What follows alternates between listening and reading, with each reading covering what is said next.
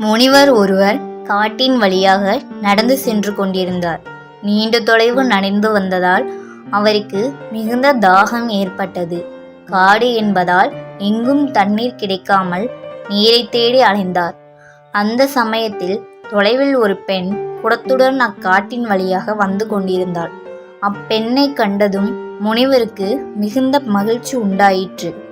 எப்படியும் அப்பெண் நம்மை கடந்துதான் செல்ல வேண்டும், அப்போது அவளிடம் தண்ணீர் கேட்டு பெற்றுக்கொள்ளலாம் என்று சிந்தித்து கொண்டிருந்தார். அருகில் வந்த பெண்ணிடம், அம்மா, எனக்கு மிகுந்த தாகமாக உள்ளது, சிறிது நீர் கிடைக்குமா என்று கேட்டார்.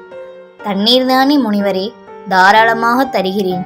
ஆனால் நீங்கள் யார் என்று என்னிடம் கூறவில்லையே என்று முனிவரிடம் வினாவினாள். முனிவரும் அப்பெண்ணை பார்த்து, இவள் சாதாரணமானவள், இவளுக்கு நாம் யார் என்று சொன்னால் புரியாது என்று எண்ணி, நான் ஒரு பயணி, அதாவது வழிப்போக்கன் என்று அப்பெண்ணிடம் கூறினார். உடனே அந்த பெண் சிரித்துக்கொண்டே, இவ்வுலகில் இரண்டு பயணிதான், அதுவும் சூரியன் சந்திரன் மட்டுமே. இவர்கள்தான் இரவும் பகலும் பயணம் செய்கிறார்கள் என்றாள். முனிவர் சற்றே சிந்தித்துவிட்டு, சரி, அப்போதே என்னை ஒரு விருந்தினர் என்று வைத்துக்கொள் என்றார்.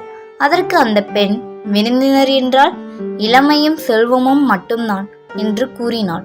இதை கேட்ட முனிவருக்கு மிகுந்த எரிச்சல் ஏற்பட்டது. அந்த எரிச்சலுடன் உரத்த குரலில், நான் ஒரு பொறுமைசாலி என்றார்.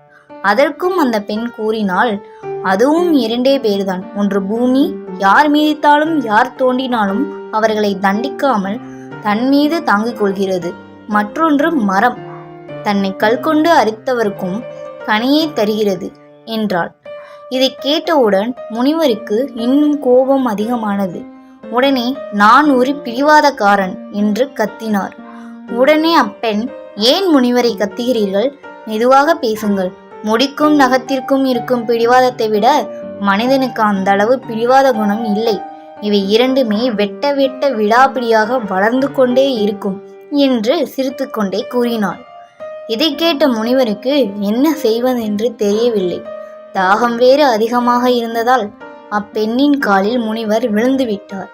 உடனே அந்த பெண், மகனே, எழுந்திரு என்றாள்.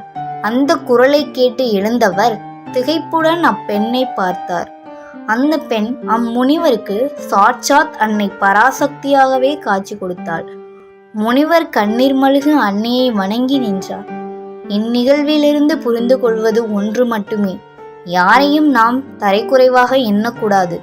சாதாரண பெண் என்று நினைத்து முனிவர் தன்னை யார் என்று வெளிப்படுத்தி கொள்ளவில்லை.